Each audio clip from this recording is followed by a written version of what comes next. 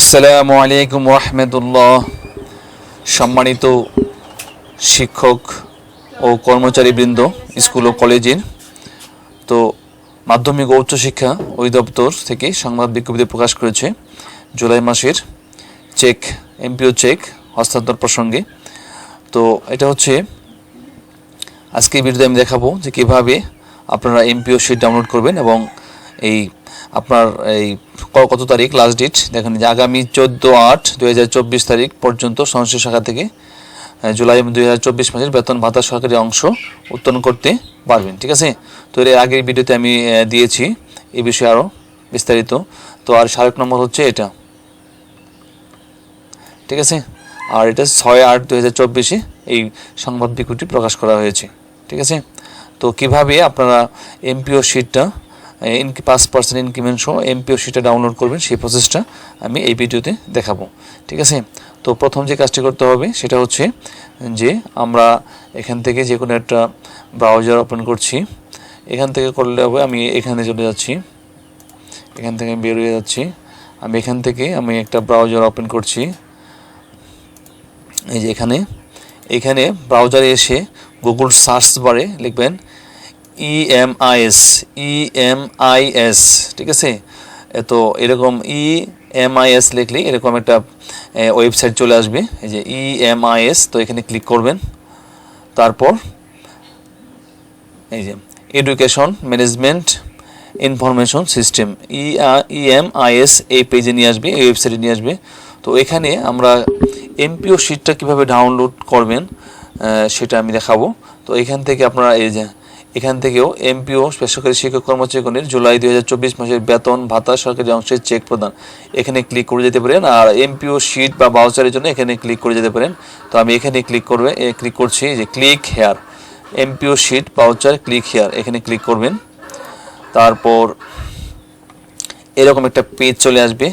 তো এখানে এই যে আমরা জুলাই মাসের এমপিও শিটটা তুলব, তাহলে এমপিও স্যালারি জুলাই 2024 এখানে ডবল ক্লিক করবেন।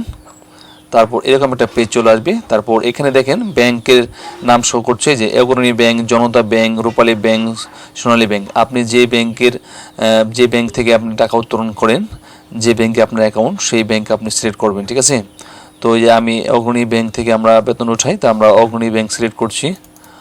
তারপর এরকম একটা পেজ চলে আসবে। এখানে যে এমপিও শিট এখানে ডবল ক্লিক করবেন এমপিও শিটে। তারপর এরকম একটা পেজ চলে আসবে। তো আপনি যে জোন, মানে ঢাকা জোন আছে, খুলনা জোন আছে, ময়মনসিংহ জোন আছে। আমি যেহেতু ময়মনসিংহ জোন থেকে জোনের আওতায়, তাহলে আমি ময়মনসিংহ জোনটা সিলেক্ট করছি। তারপরে এই দেখুন এখানে জামালপুর, তারপরে কিশোরগঞ্জ, ময়মনসিংহ, তারপরে নেত্রকোনা, শেরপুর, আপনি যে ডিস্ট্রিক্ট সেই ডিস্ট্রিক্টের এখানে সিলেক্ট করবেন। আমি শেরপুর সিলেক্ট করছি, এখানে ডবল ক্লিক করবেন। ঠিক আছে, তো এই যে এরকম এমপিও শিট চলে আসবে। তো এখানে আপনি আপনার প্রতিষ্ঠান সহজে খুঁজে পাওয়ার জন্য এখান থেকে আপনি ডাউনলোড করবেন, আর এখান থেকে খুঁজে ডাউনলোড করবেন। আর সহজ পদ্ধতি হচ্ছে যে 3 ডট মেনুটা আছে, এই যে মোর অ্যাকশন, এখানে 3 ডটে ক্লিক করবেন, এই যে ফাইন্ডে ক্লিক করবেন। ফাইন্ডে ক্লিক করলে এখানে আপনি যদি আপনার স্কুলের ইন নাম্বার লিখে দেন, তাহলে সরাসরি আপনার স্কুলের এমপিও শিটটা চলে আসবে। তো আমি আমার স্কুলের ইন নাম্বারটা লিখছি,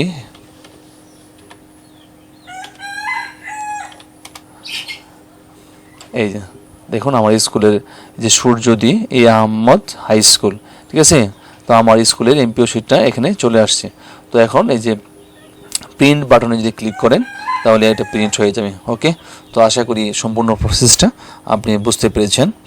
তো সম্মানিত স্কুল কলেজের শিক্ষক ও কর্মচারীবৃন্দ, সবাই ভালো থাকবেন। আমাদের নতুন নতুন ভিডিওগুলি পাওয়ার জন্য প্লিজ চ্যানেলটি সাবস্ক্রাইব করে আমাদের সাথে যুক্ত হয়ে যেতে পারেন এবং পাশে থাকা বেল আইকনটি অল করে রাখুন। যে কোনো ভিডিও পাবলিশ করার সঙ্গে সঙ্গে নোটিফিকেশন যেন সবার আগে আপনার কাছে পৌঁছে যায়। তো ভালো থাকবেন সবাই, সকলে সুস্বাস্থ্য, দীর্ঘায়ু, সফলতা এবং মঙ্গল কামনা করে আজকের মতো এখানে শেষ করছি। ধন্যবাদ সবাইকে। আল্লাহ হাফিজ। আসসালামু আলাইকুম ওয়া রাহমাতুল্লাহি ওয়া বারাকাতুহু।